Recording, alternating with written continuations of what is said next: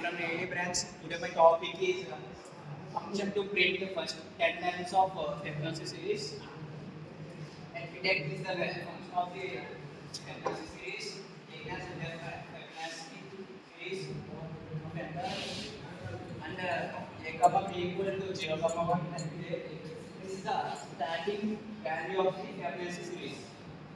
And we have taken for in range for n. Let me take I equal to n 10.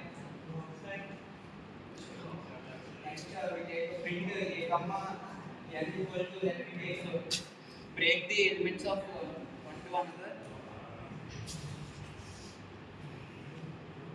That was a comma b equal to d or a plus b equal to a comma b. Let me take n. This is the update value of the extend of Fibonacci series. And next step of the area is into first 10 lines of the Fibonacci series. And of Fibonacci series equal to